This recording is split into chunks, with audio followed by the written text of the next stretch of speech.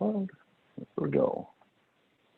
And good morning, everyone. My name is Patrick Henkel. I'm with AT&T, and I'm one of 3 people who help coordinate programs for CoreNet Chicago. Heather Turner-Loth with EAU is on the phone with us, and Jonathan Zietler with TransOut rounds out the dynamic trio that tries to put on meaningful content for our members each month. And so on behalf of CoreNet Chicago, I'd like to welcome you to our August virtual program. I'd also like to extend a warm welcome and thank the Commercial Association of Realtors in Wisconsin for co-hosting this event with us tonight, and particularly Tracy Johnson, who's also on with us. Of course, we can't put on these events without our sponsors, and we'd like to thank them as well, particularly Pepper Construction, who has really done an outstanding job of coordinating what I think is going to be a really exciting event for you today. Before we get into that, some house rules. We are recording the event. We'd ask you to put your phones on mute so that there's no background noise disturbing the discussion and the videos that you'll be seeing on the call today. We do have some upcoming events. We are hosting a 2-part series in September on effective coaching and communication. This will be free to CoreNet Chicago members and a small fee for any non-members, but really exciting program with Denise Thomas, also out of the Milwaukee area. The first event will be Wednesday, September 9th from noon to 1 p.m. And the second one will be a week later, also on Wednesday, September 16th, again from noon to 1 p.m. So please look on the website to sign up for those. I don't think it's live yet, but it will be soon, and would enjoy your participation in that. So without further ado, Jennifer, I'm going to turn it over to Jennifer Delaporte. She is with Pepper Construction, and as I mentioned, has spent, I think, the last 2 months preparing for this event today, and along with her panel of guest speakers. So she's going to do introductions and run you through kind of today's program. And with that, Jennifer, I'll turn it over to you. Thank you. Awesome. Well, thank you so much, Patrick. I first want to thank both CoreNet and CarW for hosting us today. The panelists and I are so excited to talk about this amazing project that we've been very focused and passionate about for multiple years. So thank you very much for that. I'd also love to thank all of the teams that helped put this together. BMO, Ergens, Shannon Guerra at our corporate office with Pepper Construction, and the entire marketing team were integral in this process. And so I just first want to thank everybody, along with our panelists, for making time, and all of you for coming out to join us today. We're really excited to showcase what we've been working on, and we think that it is a signature high-rise in the Milwaukee Skyline. So I'd like to kind of go through introductions briefly and just kind of get you acquainted with our panelists, and then we'll jump right into the content.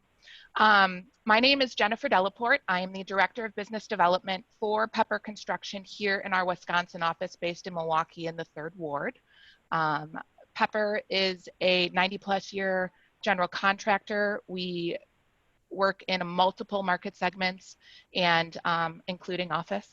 And I have joined the team here to really help support our Wisconsin team. You will also see that we have 2 operational members on the panel today. Both Terry and Karen will be introducing themselves, and I'm so excited for you to get acquainted with them. So thank you for the time. So I'm gonna kind of run down the, so Rob, do you want to start and do an introduction and introduce yourself to the group? Sure. Hi, everybody. I'm Rob Oldenburg. I'm Vice President within the development group at Ergens. Ergens is the developer and sponsor of BMO Tower, and I've had the fortunate and unique position to have led this project from the very beginning and have been involved in every facet along the way. So looking forward to the program today. Awesome. Thank you, Rob. Terry, would you like to introduce yourself, please? Sure. Terry Wienen, Pepper Construction out of the Milwaukee office. And I ran the BMO interior project at the tower. So I did all the interior construction for the tenant. Awesome. Thank you so much. Ms. Karen, would you like to introduce yourself, please? Sure. So I was the late to the game. Project already underway. Ergens decided to make a transition about 12 weeks before they wanted to be done, and I got to come in with that team and take it to the end. Awesome. Thank you so much, Karen. Don, I'd love to have you take a moment and introduce yourself and Stantec, please. Hi, I'm Don Dorsch. I was the project manager for Stantec on the project. I've been with Stantec for over 27 years and been working with BMO since 2009 and was glad to be part of this project. Awesome. Thank you so much. Glenn, I'd love to have you introduce us to yourself and Kaylor Slater. Thank you, Jennifer. I'm Glenn Roby with Kaylor Slater. We were the designer and the architect of record on the core and shell of the building, and I was the principal in charge leading our team on that effort. Awesome. And Corey, I'd love to have a moment of introduction from you and introduction to the BMO team. Hi, I'm Corey Fox. I'm with BMO. I'm the senior manager for global retail design for the entire organization, as well as head of the project delivery team for the US market for both retail and corporate projects. Awesome. Thank you so much. And Ms. Kara Kaiser will round us out. I'd love to have you introduce yourself, please. Thanks, Jennifer. Kara Kaiser, BMO Harris Bank. My role is I'm head of workplace transformation for the US. So what that means is it's my job to really maintain the relationships with all of our lines of business and work with them to understand their requirements in the space. Partner with Corey and many others within BMO to help assist with the design, and then really work on the change management, as there's a lot of change management often from the space they're in to the new space to ensure that they have a successful transition. Awesome. Thank you so much. And again, thank you to all of our panelists for joining us today. So a few housekeeping rules. We are going to move through an interesting format today. We have 6 different videos showcasing different areas throughout the building. So what will happen is we'll play a short video anywhere between 1 to 4 minutes, and then we'll come back to the panel and answer questions that have been pre-set up. If you have any questions out in the audience that come up as we go through the progress of the presentation, please feel free to use the chat function. Patrick will be moderating the chat function and be collecting those questions. And we have built-in time at the end of the presentation to address your questions and open those up to the panel. So just wanted to give everyone that note. Also, we've discovered, as maybe some of you have if you've ever used Zoom for video presentations, that Zoom does have some limitations in its capability of supporting high definition video. So you may have a little bit of a lag or a little bit of sound challenges depending on your particular internet speed or how Zoom kind of manages the video. I'd like to let all of you know that if you've attended today, we will be sending out a link after the presentation that will link you to the high definition videos and a website that you can download and see all of them and their full capabilities. So we've tested it several times and it's worked very well, but just in case, I wanted to make everyone aware that you will be able to see this beautiful, beautiful building in high definition at your own pace. So with that, let's jump right in. So as the newest office tower in Milwaukee, the 25-story BMO Tower delivers 380,000 square feet of office space and more than 20,000 square feet of retail space. We're first going to take a look at how this exciting project came to be as we interviewed Rob Oldenburg from Ergens about the inception of the project.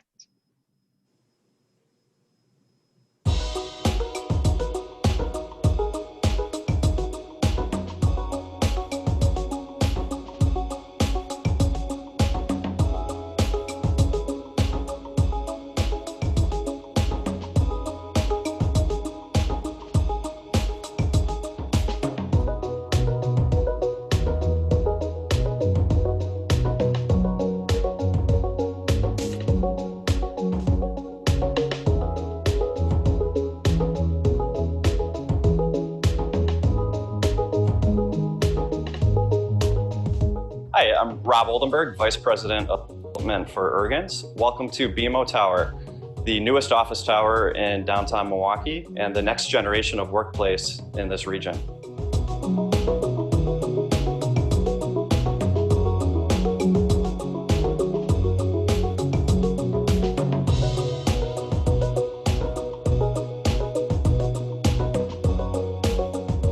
BMO Tower started in 2016.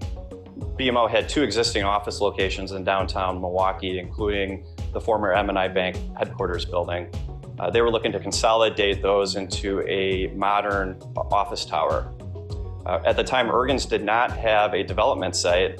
However, we knew that BMO owned perhaps the best piece of real estate in downtown Milwaukee, located across from City Hall, right in the epicenter of the development that has transformed downtown Milwaukee. We ultimately purchased that site and redeveloped BMO Tower from there. So BMO Tower has a multi-purpose conference center overlooking City Hall. We have a 24-hour fitness center featuring Peloton bikes, private locker rooms with showers and towel service. We have a tenant lounge space and a new Fiddleheads coffee cafe coming soon. From about 2005 to 2015, there was no new office development in downtown Milwaukee, which created a pent-up demand for modern office facilities. So we approached BMO Tower with providing large, flexible floor plates. These are 26,000 square feet in size, minimal interior columns, or only 5 columns. And we have floor-to-ceiling glass, which maximizes daylighting in the office space.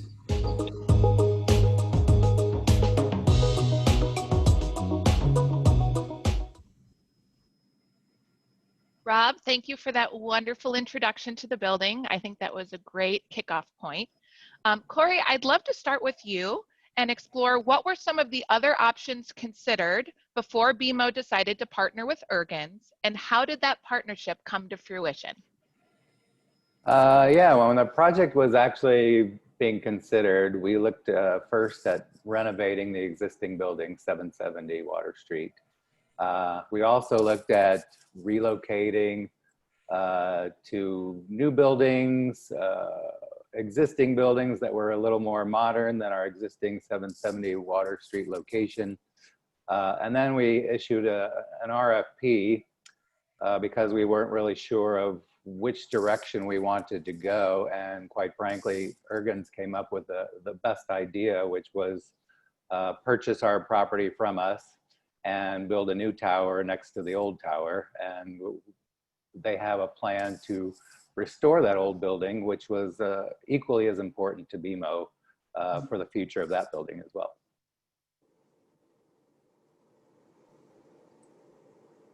Oh, Jennifer, you're on mute. Yeah. There you go. I'm back. Excellent. Thank you so much for sharing. And Rob, I'd love to hear a little bit about who your current tenants are, and do you have any new tenants coming aboard?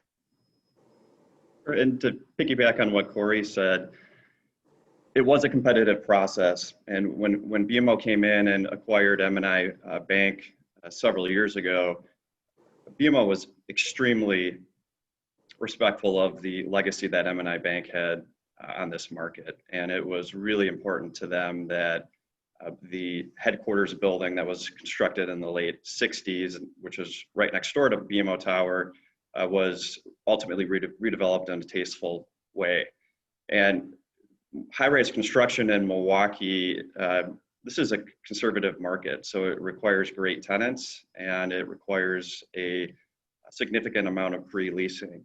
And so at the same time that BMO was out in the market, Michael Best and Friedrich was out looking for new space as well. And both firms were looking to consolidate operations and to right size and to less square footage overall. So ultimately we were able to create and conceive this landmark project that was wrapped around these 2 anchor tenants, which was about 50% of the space. And that really allowed us to do something special in Milwaukee here. And once we were underway, we did procure commitments from Heartland Advisors, who is now actively in the building, as well as Andrus Intellectual Property Law, who is currently building out their space. As I mentioned in the lead-in video, Fiddleheads Cafe will be establishing a 2,000 square foot coffee shop on the ground level. And then what we have left is a great 7,000 square foot retail space on the corner of Wells, right on the Milwaukee streetcar line. And then we have about 180,000 square feet of office. And we are in the unique position to be able to offer 4 full contiguous floors and up to 135,000 square feet of space. So we can do deals with large users and we can do deals with smaller users. So we're super happy with our rent roll today and our tenant roster, and we're actively looking for new tenants for the project. That's fantastic, Rob. And Corey, when you began to imagine this new space, what drove your design and intent? I think it was threefold. If you think about the old building for 770, that building being built in the late 60s, the interior office space was designed around kind of a hierarchical design layout where you had private offices around the perimeter, high paneled cubicles in the interior.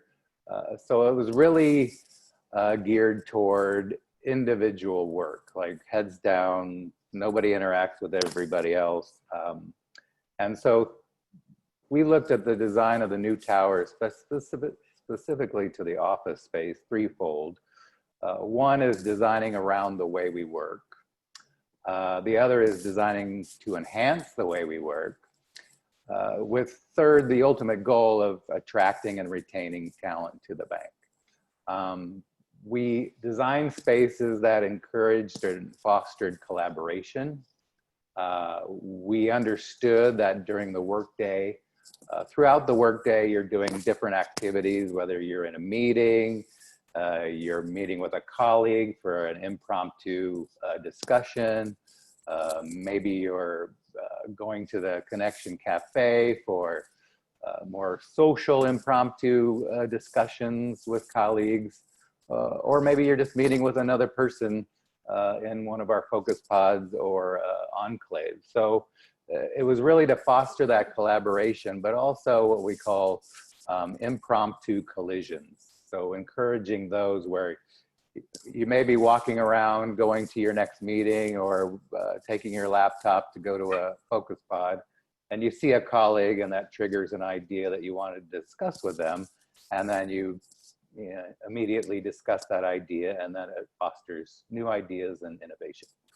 That is fantastic, Corey. I love to practice impromptu collision, although I never had a name for it. So that is fantastic. That's a really cool way to sort of look at the way that we all interact today, right? Very different than the original way that the building was built, right? And Kara, what does it mean to your firm to be a part of this exciting redevelopment opportunity in downtown Milwaukee? Thanks, Jennifer. I think the importance of this project really can't be, it can't be overstated. It's significant for us. We've been a landmark bank in Milwaukee for over 170 years. This is actually our third location on Water Street, dating back all the way to 1913. So we have a rich history in the city. BMO is over 200 years old, and this is actually the first BMO tower that BMO is building in its history. So it's very significant in a variety of ways. I feel very strongly that the BMO commitment to the city has been significant to our customers, to our employees, to our community, and this tower is really a very visible reminder of that. Within our community. And it's a landmark for us in Milwaukee, and it also underscores the significance of the business both in Milwaukee and in the state of Wisconsin. Absolutely, absolutely. So let's talk a little bit about this amazing lobby that all of these employees, guests, visitors, banking consumers are going to be able to enjoy, and hopefully, visitors from all over the country. The lobby of the BMO Tower features stunning architectural aspects, including floor-to-ceiling, living wall, and modern art installation, expansive ceiling heights, and impressive stonework and millwork. The front of the building courtyard additionally features a 2013 sculpture by Radcliffe Bailey titled Pensive, celebrating W.E.B. Du Bois, a celebrated African-American writer, historian, journalist, editor, activist, and sociologist. We caught up with Mark Nicholson, General Manager of the BMO Tower, and he's going to share some more about this amazing lobby and art installation. Here we go.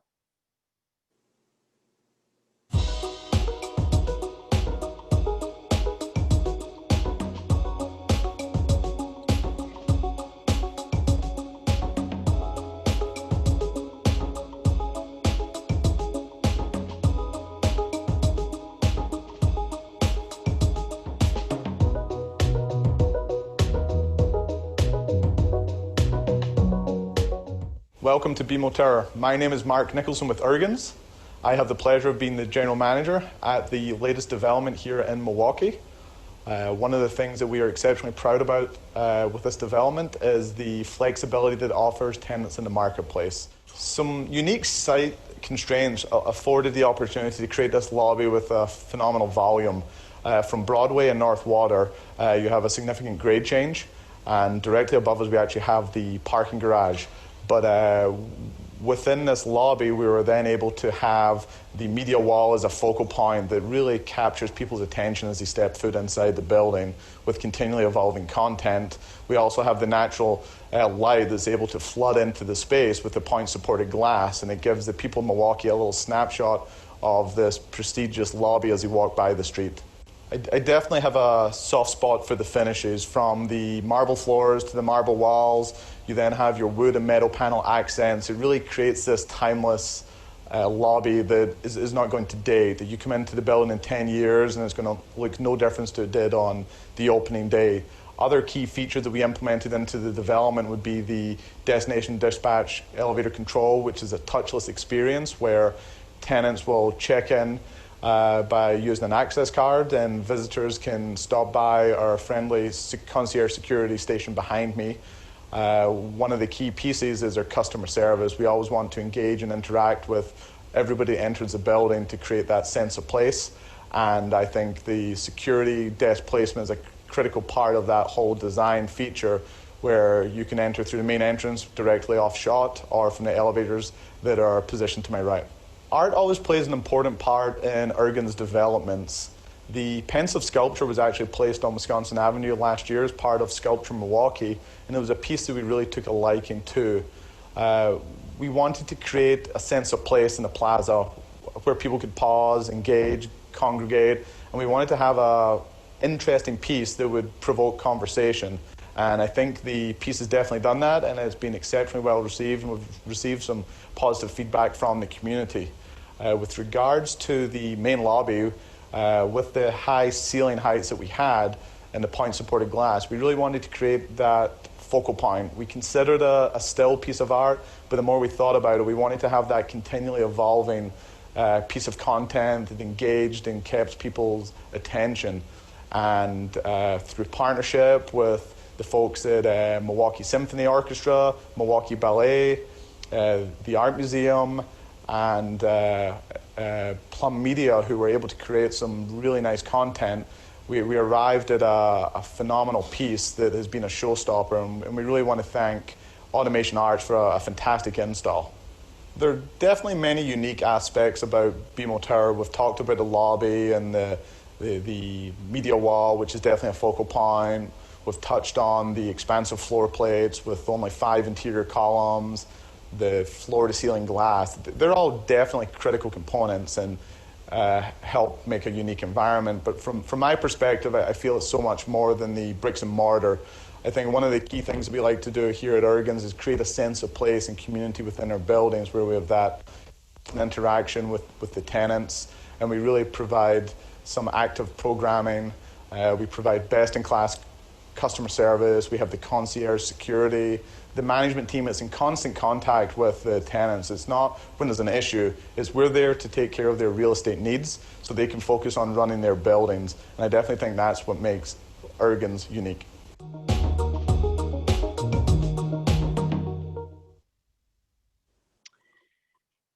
Well, if that video isn't impressive, I don't know it is. And if you guys have an opportunity to go explore what Kaylor Slater has designed, it is exquisite. It truly is. So Glenn, the lobby space of the building is extremely impressive, as we've all said, modern and timeless.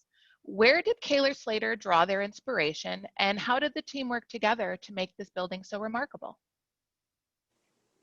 I want to give Mark Nicholson a quick shout out for that video. He was fantastic. Definitely owe him a whiskey or a wheat dram, as he would say, for that great intro there. He touched on a lot of the points that we were inspired by. This was really an opportunity to showcase two very talented associate principals at Kaler Slater and their design talents, Aaron Ebent and Amber McCracken. Starting with the exterior of the building, as you saw or are aware, this is a very prominent site in downtown Milwaukee, just south of City Hall, with Water Street and the streetcar line bracketing it on the east and west. As Mark mentioned, the topography does slope down quite a bit, and that gave us a great opportunity to play with the volumes that we'll talk about in a moment on the interiors. But the exterior was a classic kind of split massing concept, with the southern part of the building paying homage to the very vertical lines that the original 770 building had. And then it has a wrapper on the north, a very tight, reflective skin of unitized curtain wall that added a little bit of drama there. It has a nice inflection point on the northeast, which was a site constraint or opportunity as you look at it that we were able to really exploit and make one big dramatic move.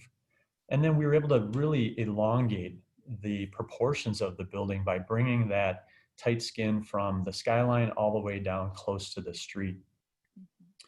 BMO has a very well articulated set of brand standards.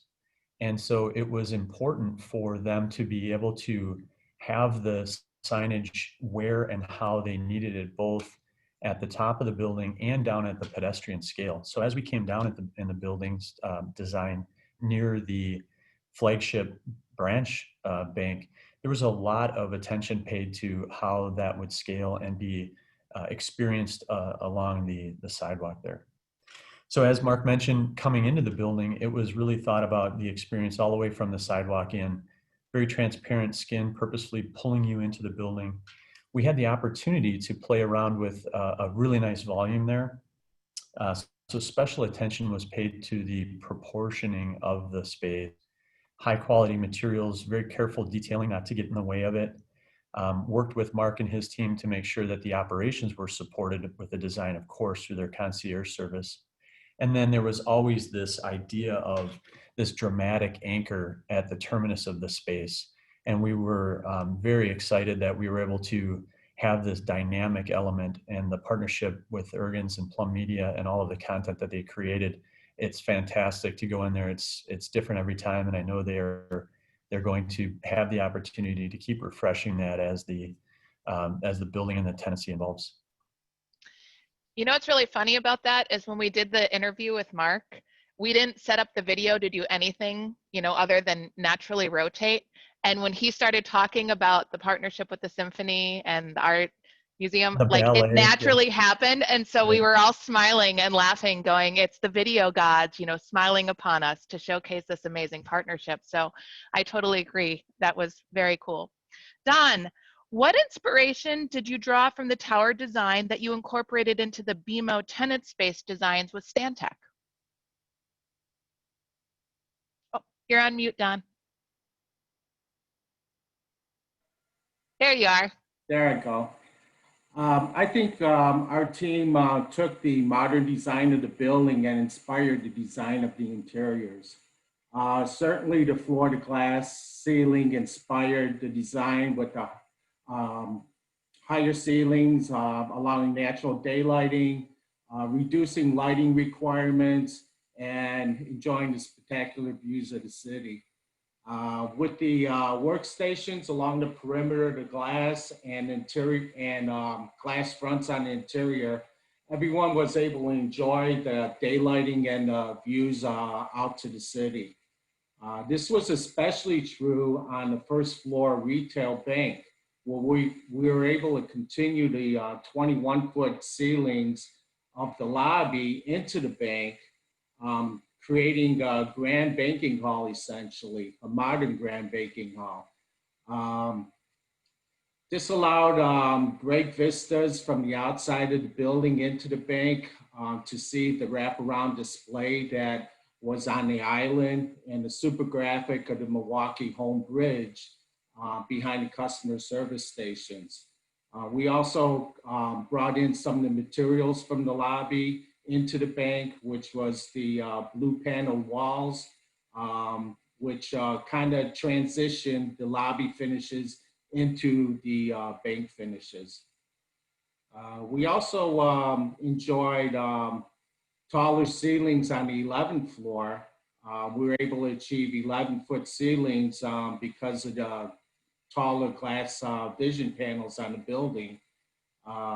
This really created some grandeur on the 11th floor, where it's a customer banking floor. We took inspiration. The building has balconies on certain floors, and we took advantage of this and moved their Connection Cafe to the corner of the building, allowing for outdoor seating, for dining, for events, and then the great view of the lake from the east side.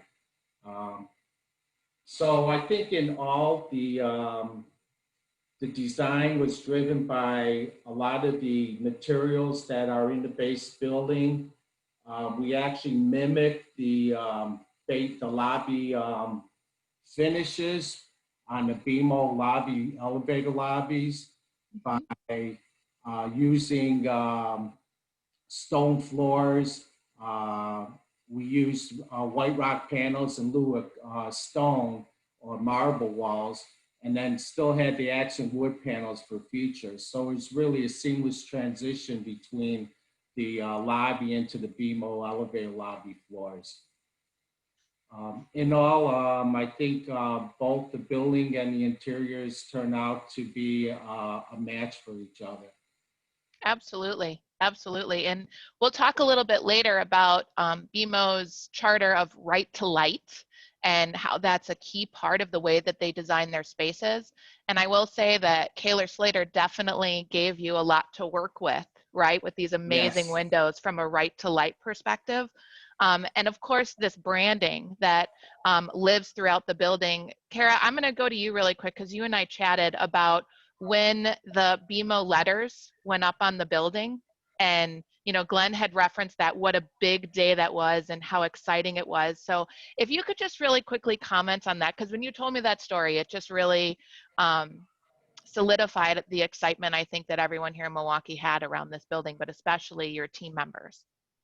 Sure, thanks, Jennifer. In conversation, you had asked me, you know, what were some pivotal moments as the tower was being built, and we all know that this tower took a little longer to get up and going than any of us probably planned. And so when those large BMO letters went at the top of that building, I mean, that was the sense of pride that all of us had as those letters were placed up there. I mean, I actually get chills when I talk about it even now. It was just so significant. You know, our employees are, as we've said, in the building next door watching this tower go up for the whole time and continuing to work there. And when those letters went up, it was like lights just came around all over. I mean, it was just, yeah, the sense of pride it's hard to put into words. It's like, we're there, we've arrived, this is really happening.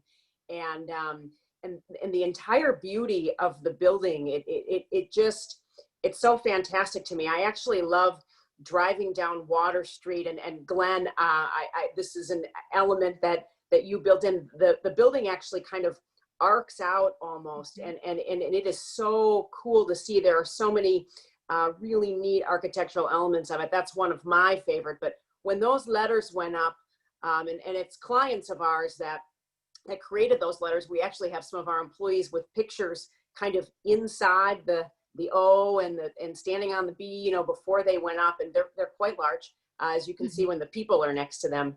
But that was definitely a shining moment of a day for everyone involved as those letters were placed on the building. Absolutely. Thanks for sharing. I appreciate that. So we can't talk about office without talking about parking. We are not at autonomous vehicles yet. And who knows if we'll ever get there. Maybe we will, maybe we won't. That's a crystal ball question, just like the many others out there nowadays.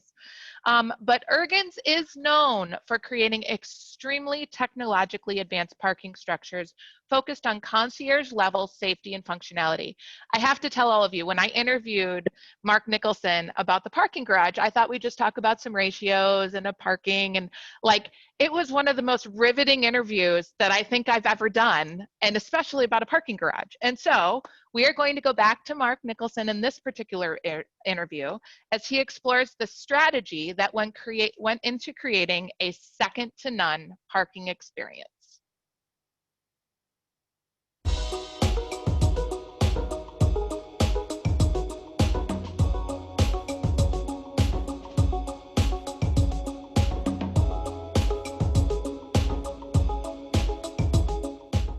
We're currently stationed at the parking entrance to BMO Tower. Experience is definitely one of the key considerations for Ergens in our parking facilities, as it is often the first and the last impression of the building as you enter and exit. So we wanted to make sure we implemented the latest and greatest technology, from the high-speed overhead doors behind me, akin to something out of Star Trek, to the parking equipment. In partnership with the team at Park Connect, we're able to get the latest RFID technology where people can pull up to the parking entrance, not have to roll down their window, and it simply scans them into the building. This is something that was definitely a nice feature that will be well received in the winter months when it's in Wisconsin very cold outside. Other nice features of the technology would be the QR readers. This allows tenants to send Outlook invites to their visitors, and you can simply attach this QR code to the invite, and that'll allow them to come up with their cell phone, print out of that invite, and you can actually scan that to validate and get in and out of the parking structure. So the technology is definitely a nice feature that we're very proud of. That QR code or the parking ticket you actually pull as a transient parker can be used for re-entry to the building. Security is obviously a key consideration to the development. We have the one point of pedestrian access over on North Water Street, and we wanted to have people to be able to get in after hours without having to leave the doors open to all times of the night. So people can simply approach the little QR reader at the main entrance, and you can scan that and it'll actually unlock the doors. Other nice features we have include the distributed antenna system, which provides corner-to-corner cell coverage. So when people are coming to work, they happen to be on a work call, they don't need to worry about dropping that call. It's definitely something that is well received and well noted by the tenants, as other buildings I've seen are tenants actually queue up at the side of the curb as they wrap up a call before coming to work. At the outset, the concern wasn't actually with regards to the parking ratio. It was more that we wanted to create a development that had a presence in the Milwaukee Skyline, and we decided that integrating all parking above grade within the structure was the best way to achieve that. We ended up arriving at 8 floors of parking, which in turn created a very nice parking ratio of 1.7 per thousand, which is really a good number for the Milwaukee marketplace. This was definitely well received by the tenants, and it's helped with lease discussions, and it's going to allow the tenants not just to have ample parking for their employees, but also for their visitors, as a lot of people are coming downtown and will be looking for the parking needs, and the building can definitely facilitate those needs. Excellent. So the two things that I take out of that video as a business developer that I think are amazing are, one, the cell service that goes corner to corner so that I can just continue on a call, because I don't know how many times I've had to pull over and sort of stall my transition, which he referenced. And the other thing is that QR code that people can send ahead of time. So if I know that I'm meeting with someone in the building, they can actually send a QR code, be able to scan that, and that's my pre-validation to get in and get out, which is amazing. As a business developer, I occasionally run late, occasionally, not often, and so that extra QR code really helps out. So to Corey and Kara, how important is parking in Milwaukee, and what effect has Ergens decisions had on the ease of use by your team? Well, Kara works out of that building, so I'll pass it on to her, but I would like to point out that the existing parking garage that serviced the 770 building had to be torn down because that's where the new building was built. But Kara can speak to more about in the Milwaukee market, the importance of parking office setting?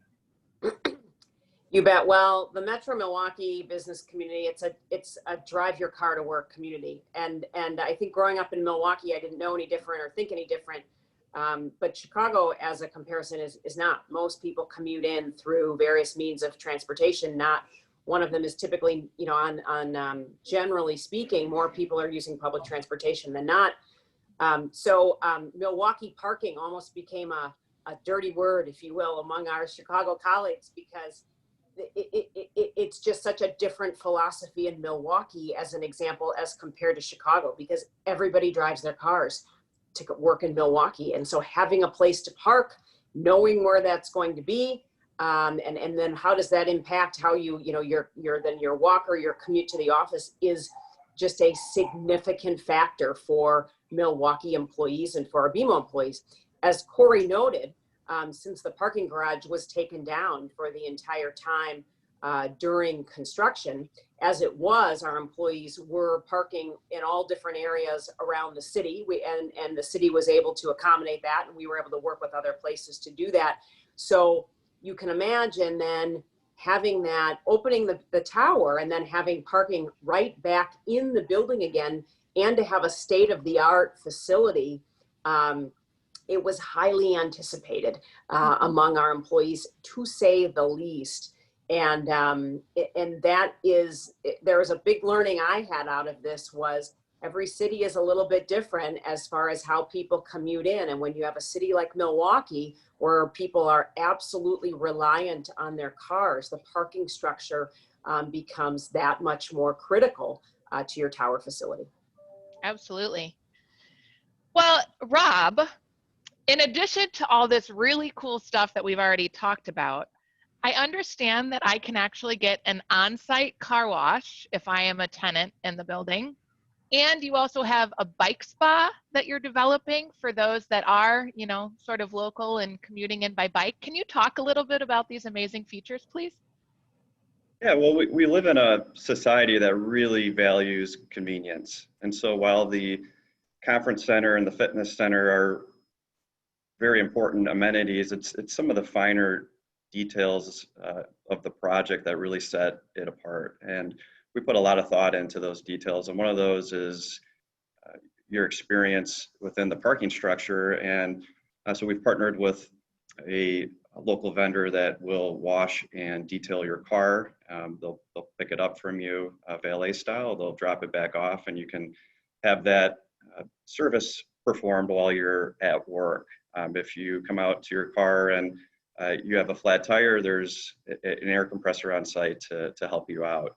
Then we also recognize that although Milwaukeeans do love their cars, Milwaukee is becoming more and more bike friendly, and more folks choose to cycle to the office. So we have an indoor secured bike storage area. And then within that, we have a bike spa, which has a variety of tools to tune up your bike. You can clean your bike. It's self-serve at this point, but we have all those kind of convenient features right there, so you can perform those services on your own before or after work. Awesome. So just kind of some fun add-on features for the project. That's super great. I might start, I've been walking to the tower, but maybe I'll start riding my bike. It'd be kind of cool, right? And then Glenn, if we could briefly just talk a little bit about some of the ways this parking garage will serve tenants and visitors in the future as the Milwaukee landscape changes. I know you guys had some really good foresight in the way that you sort of structured the building layout and where the parking would be. Sure. So I don't know if you guys noticed, but in the video that Mark shot, the streetcar went by behind him. And so I would say some of the influences on just the studies that the Ergens team did on what availability parking existed in the neighborhood or in the walkable area was influenced or extended by the fact that the east side of the site is the stop for the streetcar currently, and the future extension of the streetcar that's going to service Westtown is going to come across the north edge of our site. So we really do have a fortunate hub. Building is very well placed because of that. So we knew early on that the parking was going to work in the podium. It was previously a parking deck. What we worked very hard on as a design team was to make sure that Parking was as efficient as possible. It also really, just to continue on some of the things Mark said, it's a great experience coming in. Ergens took to heart the first impression, last impression idea that Mark spoke to. It is very well lit. It's fully enclosed and tempered. It does have natural light in it. And these are just things that you don't think about with structured parking. So I think it's a very nice experience all the way into the structure and then to the shuttle elevators that bring you down to the lobby. But I do think the efficiency of the layout gave Ergens a lot of options to decide what ratio was right for the building. It allowed us to get people efficiently in and out of the parking deck without having to be concerned about long queuing. And it freed up the parcel adjacent, which is in the mid-block spot, to be developed as Ergens sees fit, whether that includes a parking component or not. Awesome. Thanks for sharing. So now to the part that I really love talking about. I mean, I love talking about all of it, but this is really our excitement, is constructing this modern office tower. So during one period of construction, Ergens had at least 3 different contractors working on site throughout the tower and tenant spaces. Additionally, in November of 2019, a water supply breach caused flooding to the basement level of the building that housed the customized state-of-the-art mechanical and electrical equipment, which was damaged and needed to be replaced. At the time, the building was already 55% leased, and concurrent construction was happening for both the tower and the tenants. Here, we're going to explore some of the processes and tools that helped get the tower built and ready for tenant occupancy.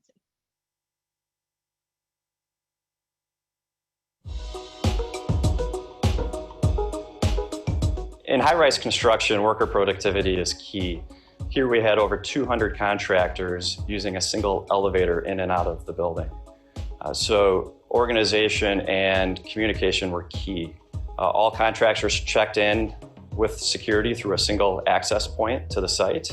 And from there, Pepper did a great job of communication and coordination between tenant deliveries, worker access, as well as trash removal to just ensure as efficient of a process as we can. The key for us was assessing the water damage and to redefine the schedule. We had to establish a new critical path so that we could communicate with our tenants who each had expiring leases in the market. As a result, we brought in Pepper Construction, and through their lean scheduling methods, they helped us to understand the big picture, establish a schedule, and then ultimately meet that end goal by getting a certificate of occupancy on time.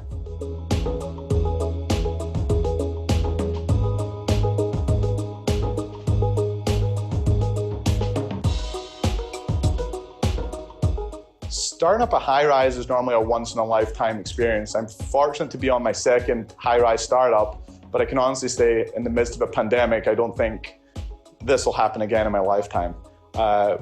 We opened the building in the middle of COVID, which meant we wrapped up construction at the start of COVID, and that definitely put some construction constraints onto Pepper, the general contractor, and Ergens were obviously there to support them through that process. As we rolled into building operations, we're able to take some additional measures to make sure the tenants felt at ease as they came to work. Other measures include we have some very interesting people counting technology in this building, where we're able to tell how many people are in the lobby level, the basement level, conference center, then up in the tower at any given time. It's a basic algorithmic function where it counts people in and out of the building. And we've actually been able to utilize that technology. We're going to be rolling it out really soon here, where we can count the number of occupants that are in the conference center or in the fitness center where we've put maximum occupancies. So that is going to then send a simple notification to the management team, and we will know if there's more than 16 people in the building conference center, or if we have more than the recommended occupancy of 8 at the fitness center. So we've definitely been able to use the technology to our advantage.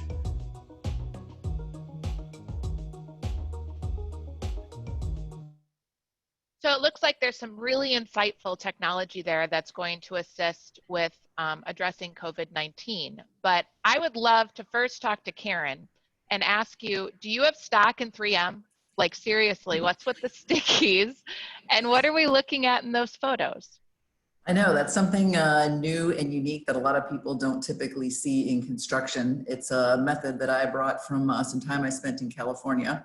And what that is Argans was nice enough to ask us to come in, and I got the pleasure of being the one to come in and step in with like 12 weeks to go with the project and take it across the finish line.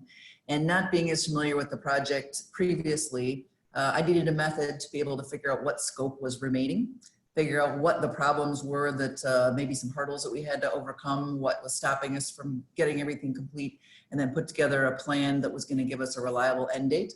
And so when we came on board, we had some long days of meetings, but through all those discussions, what you see on that sticky board is really just a representation of the conversations that we were having.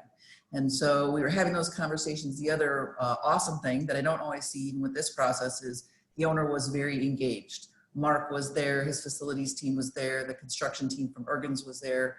And so when we worked through everything, they were integral to understanding what was going on and helping us make sure that we could move everything forward, answer the questions the subs have, and then create that plan. So we had that on the wall. We ended up having, fortunately, our space was in a parking area. So even when COVID hit, we had plenty of space to spread out to continue having those conversations.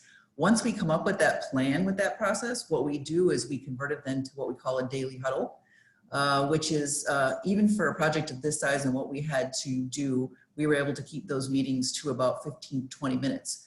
And again, that included any sub that was on site that day. We'd have them send their foreman, superintendent. We had the Pepper people, we had the Ergens people, and Terry's probably gonna talk about, we also had, as you said, we had other contractors doing work for tenant spaces. And we always made sure that those teams were invited to that meeting so that they could hear what was going on with the core and shell, because they couldn't finish their pieces until we had the building ready to go. We certainly were talking a lot about occupancy and occupancy dates. And again, that whole tying together of we needed the occupancy for the shell for all the tenants to get theirs was critical. So one of these days I keep thinking I'm gonna buy stock in 3M. I have stockpiles of those stickies, and the printers love me because I stop by about once a week and get the grid paper that we use. But the process is awesome. What it really provides, that maybe a traditional Gantt chart type style scheduling process in construction doesn't provide, is we get a lot more reliability. When we have those daily huddles, we're tracking what work got done and what didn't. And when things aren't getting done, we can start to see patterns, and we can start to focus in on specific things that maybe aren't going as well as we would like, rather than just guessing. You know, and one of the interesting things about it is you talk about these giant grids that you had. So when I would tour the job site, you had them on the walls, and they're huge. They're, 5, 6 feet tall. And it is a lean tool, correct? Yes, it is. And so what was really interesting is myself, not as a construction expert, I could walk up and on that day be able to see exactly what subs were on, where they were at, where they were working, when they would be working.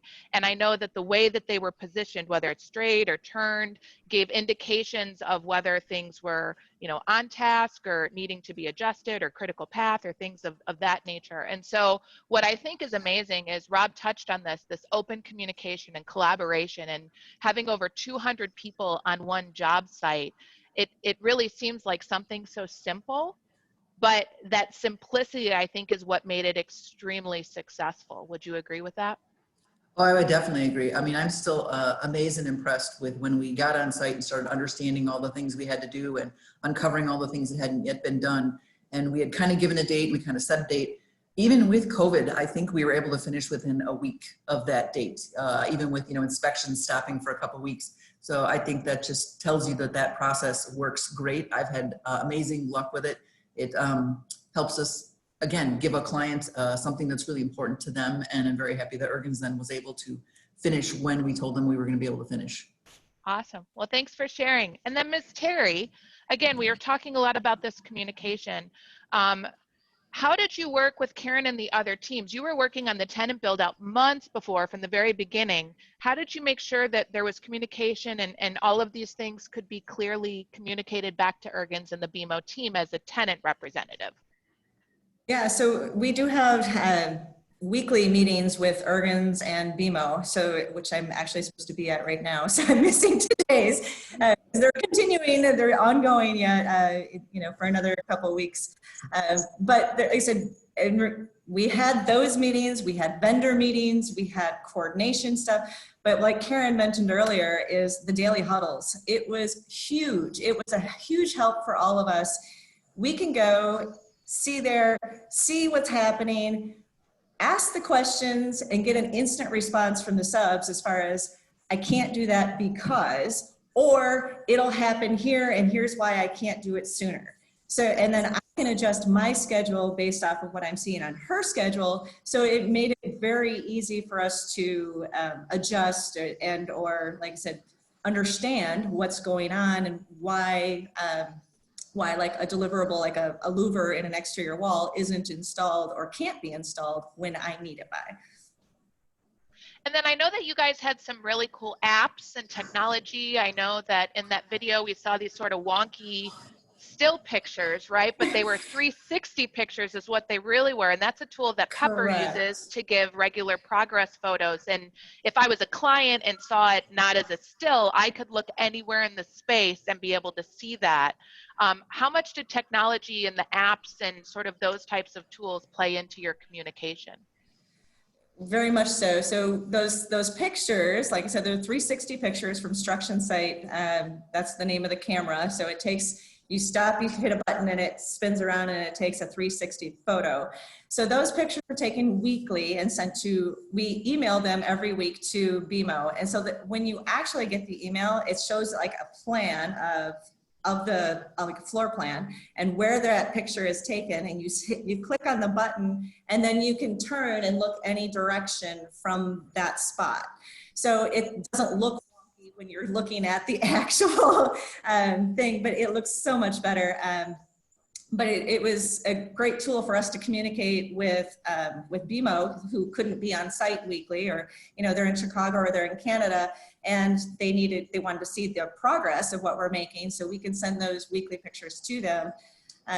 There's also you mentioned what was it you mentioned? The delivery app. The app, thank you. The Team Up app is what we use for scheduling. So we use, we did have 3 different GCs on the site at one time, all trying to use the same loading dock or the same skip hoist to get materials in and out, as well as manpower. So it was scheduling of that was very key to make sure you can get what you need there. We can prioritize, and that one's already taken, and who's got to get their stuff in there. So that's fantastic. Yeah. Awesome. Well, I know that we had a lot of passion for the project. Terry actually sits behind me, so I feel a little bit like I built it because I heard a lot of her conversation. So just so you know, Corey, I'm also on the construction team. I just want to let you know that, okay? So now we get to talk about the BMO Retail Bank, okay? So with the rise and use of online banking services over the last 20 years, this flagship branch features all of the modern conveniences for today and tomorrow's modern consumers. From jaw-dropping architectural features to oversized technological interfaces, also paired with your favorite customer service representatives and concierge check-in, this branch is truly a nod to what comes next in modern banking. Let's take a look.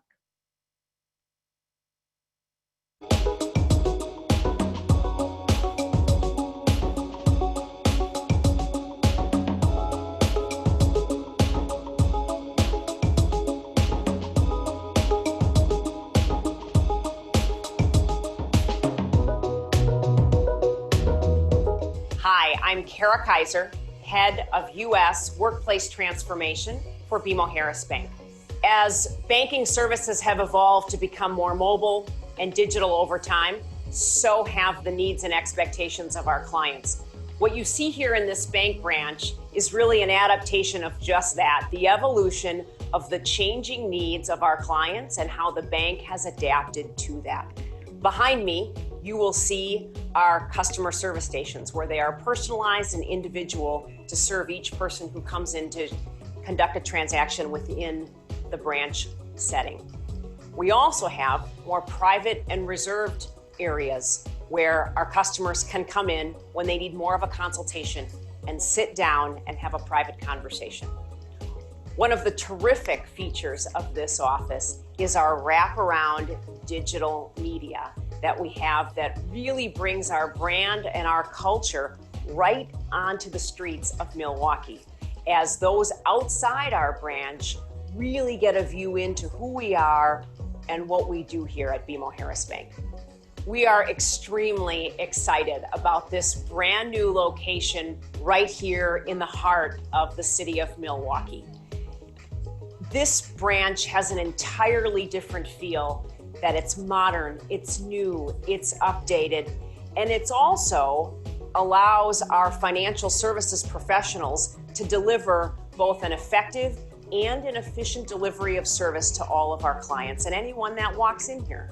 An element that we work into our branding in all of our locations is to look for a personalized and localized element. Behind me, you'll see a picture, a graphic of the iconic Hone Bridge. Everyone in the city of Milwaukee recognizes this landmark in our community, and it's a way that we continue to make the connection between our clients, our bank, and our community, and you will see that element throughout all of our locations.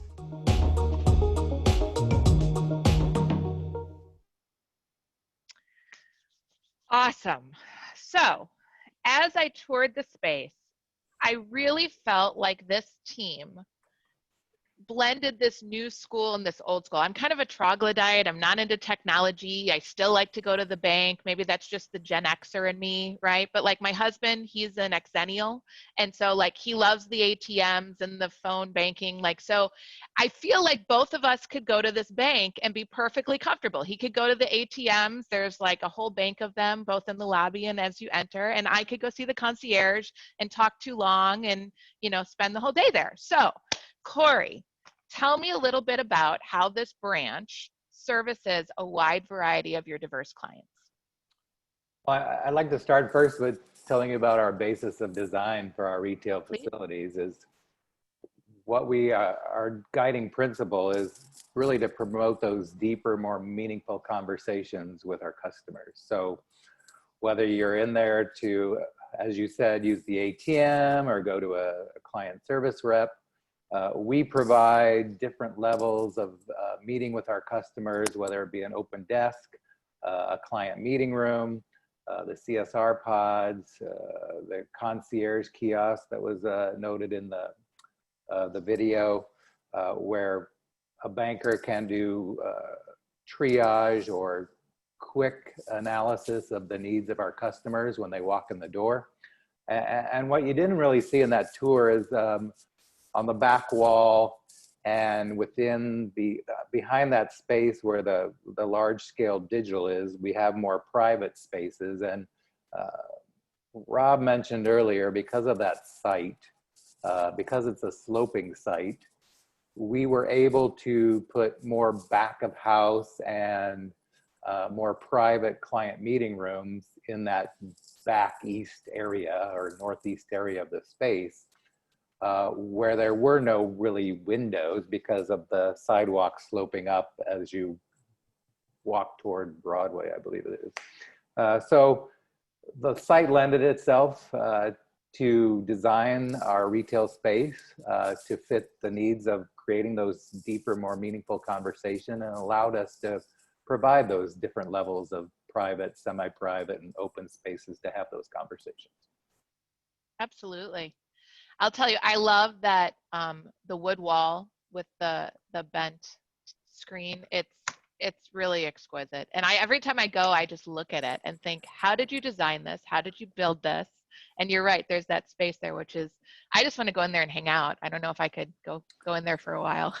Well, we have a lot of repeated architectural features, both within and on the exterior of our branches. One of those is that wood slat wall, which is the backdrop for either a large scale or smaller scale digital merchandising, as we call it.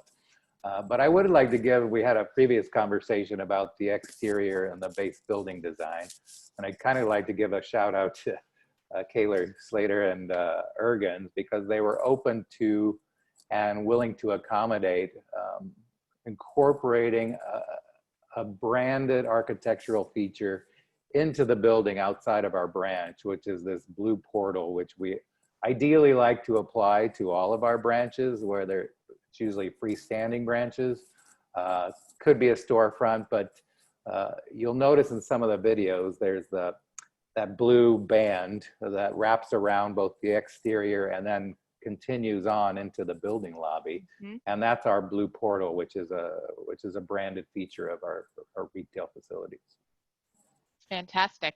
It sounds like there was a lot of partnership throughout this whole project with everyone. I feel like everyone really tried to support one another and just recognize what a signature project this was for our whole community, right? And just kind of come together on it. Terry and Don, I would love for you guys to talk about how is building out the bank different than building out the office space, right? There are some nuances to a bank. And so again, this is right at the pedestrian level, so people are going to be able to see in and all of those different components. So tell me a little bit about that. All right, Don, I'll go first if you don't mind. I guess Don mentioned it earlier in his previous question. It was the 21-foot ceilings was a huge difference between this and the upstairs offices. As you know, you have a lot of windows, a lot of light that's coming in, and you also have, you know, just access up to that ceiling and trying to get that. We had this island in the middle that has a soffit around the perimeter, and then, you know, beautiful blue ceiling above there, a black soffit. It really stands out, looks like a starry sky with the lights lit up. We've got the ATM wall, that's that metal panel that was brought in from outside, you know, like I said, that ties it into the building lobby and the exterior of the building. The other thing that was a big difference between upstairs and down is the PT deck. So post-tensioned concrete deck as opposed to a pan deck with concrete poured on it is you can't drill into it. So all of our floor penetrations had to be very closely coordinated with Kaylor Slater as far as what is in there right now, where can we drill, what's, you know, just the small things like anchoring furniture all had to be coordinated, and you can't just go ahead and drill a hole in the floor. So very interesting. Yeah. Don, do you have anything else to add?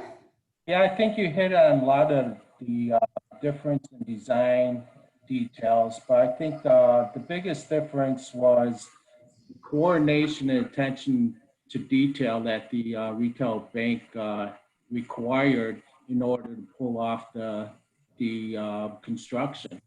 I think Pepper did an outstanding job in identifying things early before there were issues during the construction. We talked about the island and the display. That's a great example because there was coordination between several trades that had to be done explicitly in order to install that curved digital screen that required literally millimeters of exactness. I think there are a lot of examples like this, transitioning between the base building finishes and the interior finishes.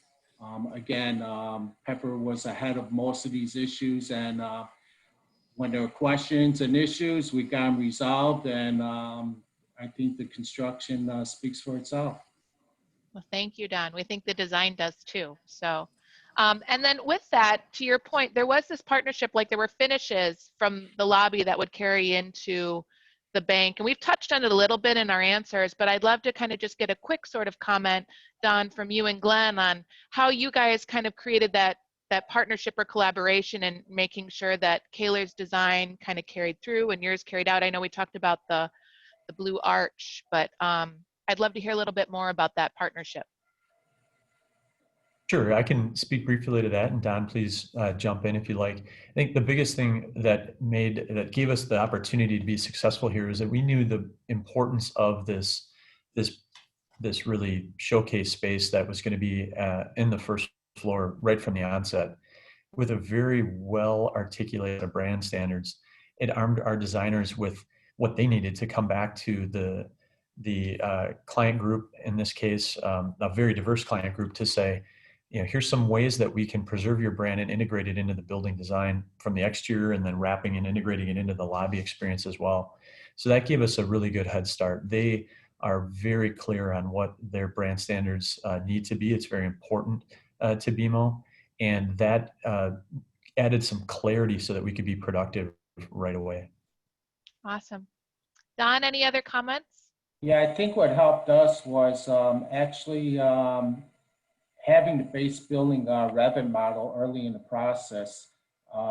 We did everything in Revit, and we were able to identify conflicts with the interior and the base building elements early on in the process. And then there are, however, always details that need to be resolved in the field. So we would work hand in hand with Kaylor Slater and meet out on the site if necessary and worked out the details to resolve them. Awesome. All right, so we're now going to move on to the office. With over 170 years of history in Milwaukee, BMO Harris had a lot to work with in the new build out of their office space. The design team and office leadership spent a significant amount of time pre-planning the spaces, including a strong focus on aligning the types of work and the spaces needed for that work for their wide variety of teams that would be housed in the spaces. Additionally, the firm carries a right to light charter, which basically allowed all of the center space for the offices opening up the exterior natural light spaces to all employees with cafes and shared spaces and huddle rooms, and it's really quite magnificent. So with this, the dynamic huddle rooms, cafes, unique workspaces really highlight today's ever-changing work demands. With over 170 years of heritage, let's take a look at the future of BMO Harris in Milwaukee.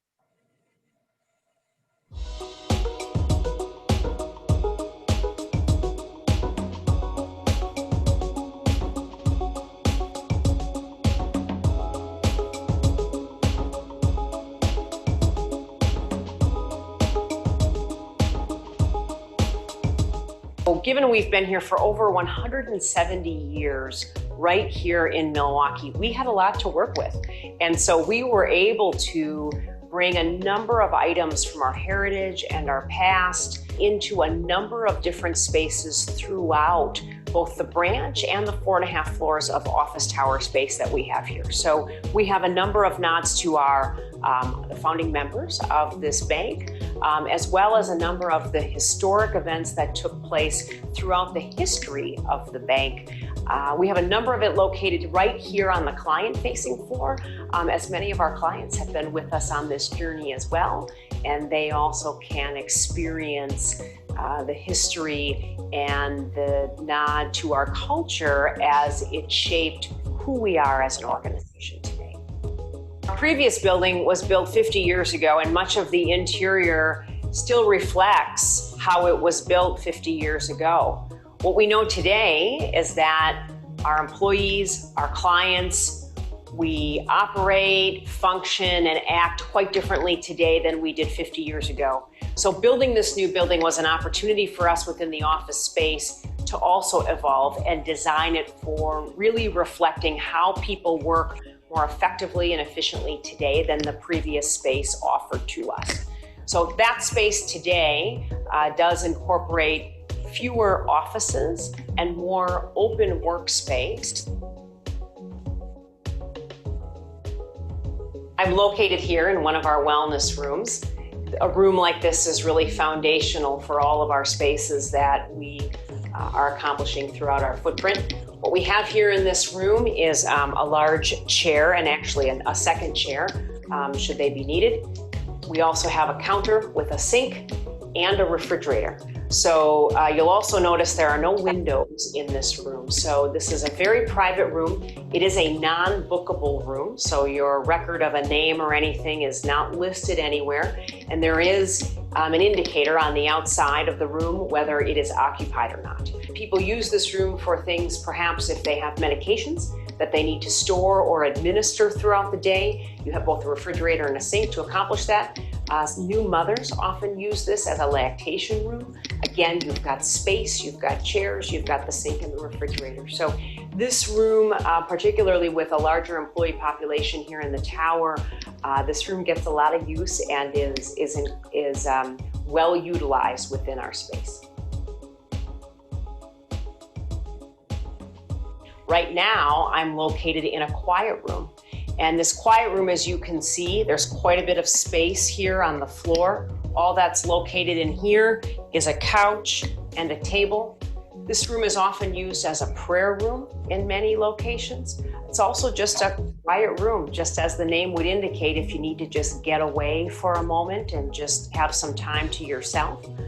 This room, again, has no windows. There's a great amount of privacy. There's an indicator on the outside if it's occupied or not, and it is a non-bookable room, so there isn't a record of who's using it and what have you. So it provides a nice, quiet space for employees to use as needed throughout the day.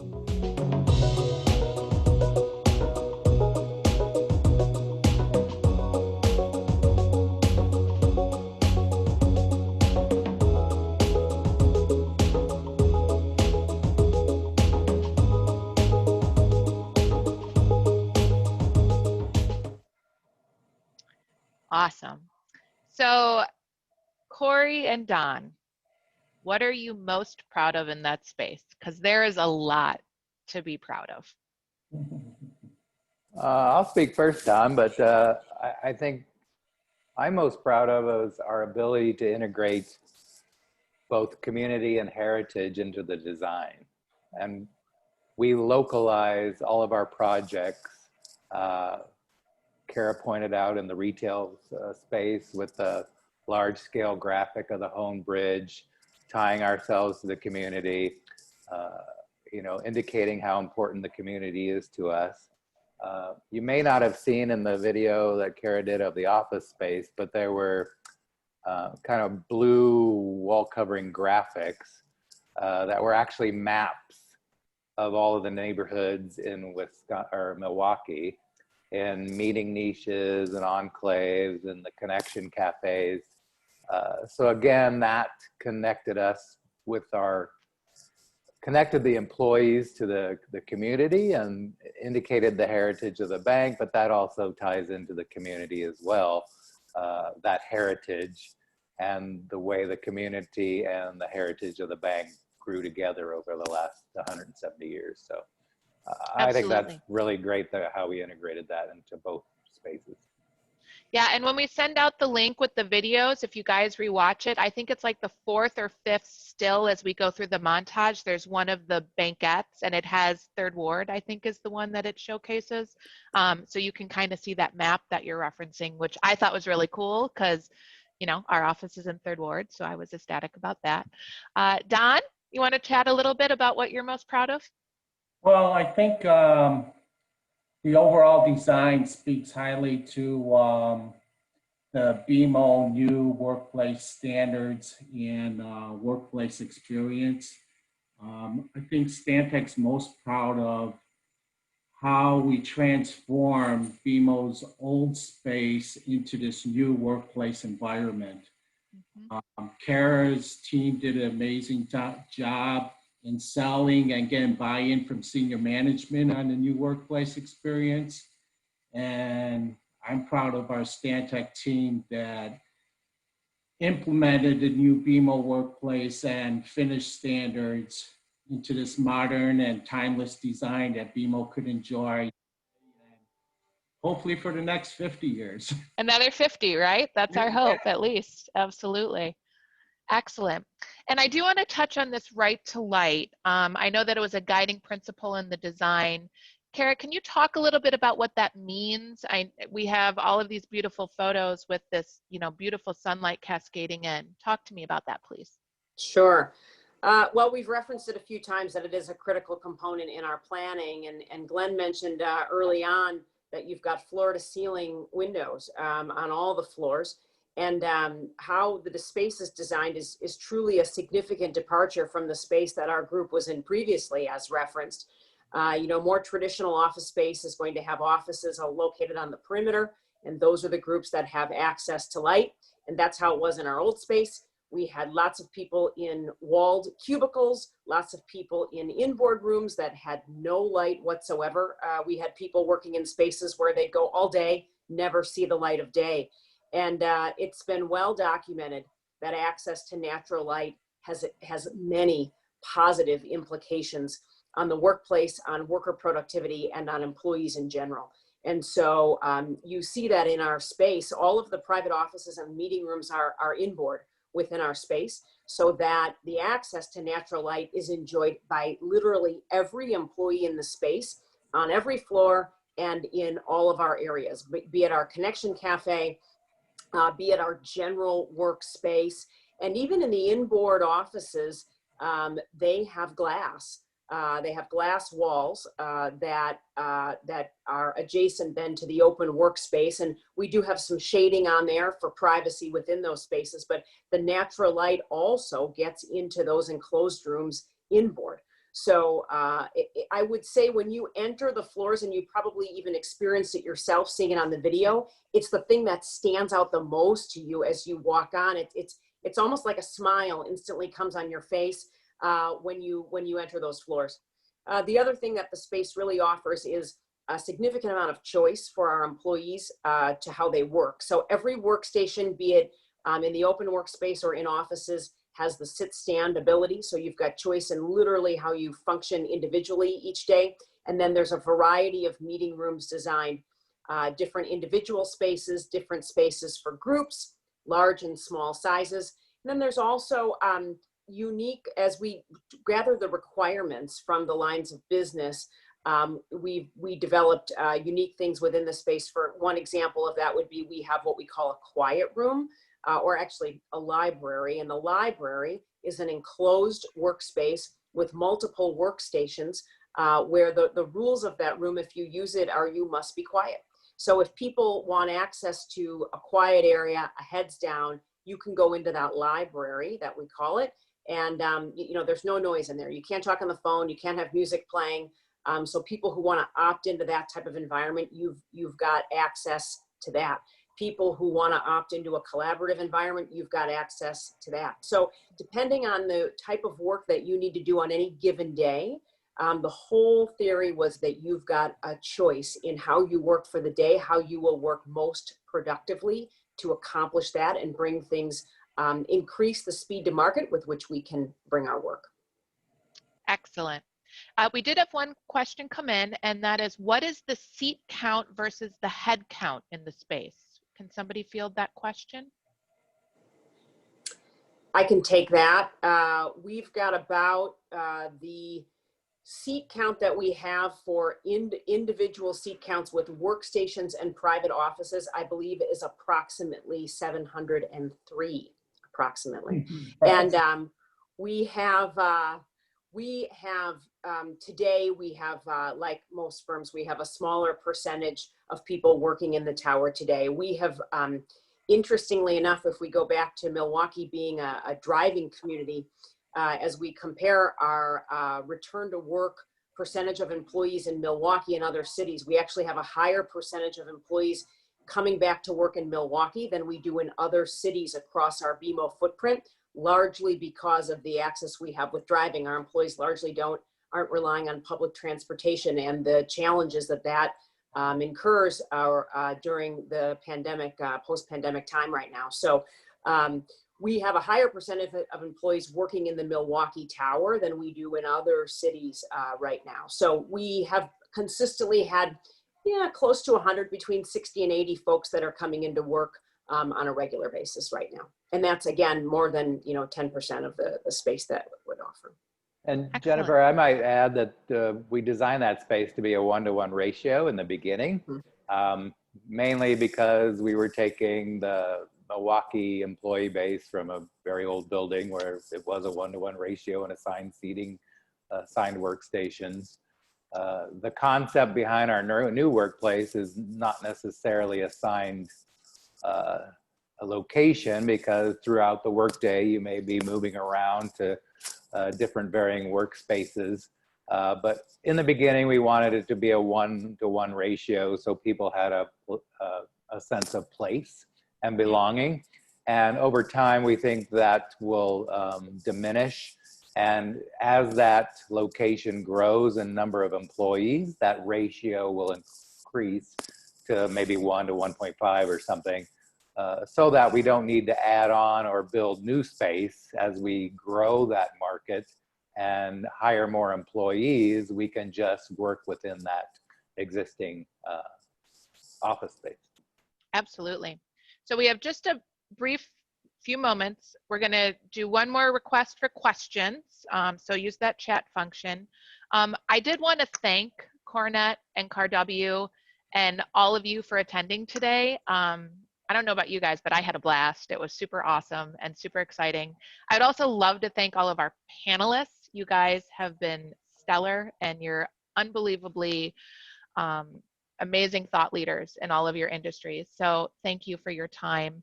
I don't see any other questions coming back. So Patrick, I'm going to send it over to you. And then just a reminder, everybody will get a link with all of these videos so you can check out some of those different components that folks talked about at your own tempo or pace. And if anyone has any follow-up questions, I'll feel free to share my contact information, and I'd be more than happy to get you any answers to any things that you see as you explore those videos.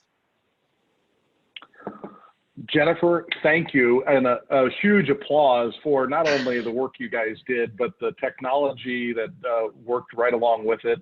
This was a great way to kickstart back our programs in a more traditional manner, talking about real estate and a whole lot less about COVID, which I think we all want a break from and need a break from. So anyway, for the BMO representatives, you should be very, very proud of your space. I think it's, you know, a great example of a lot of great teamwork and really a lot of professionals working together to come up with a, you know, design and solutions.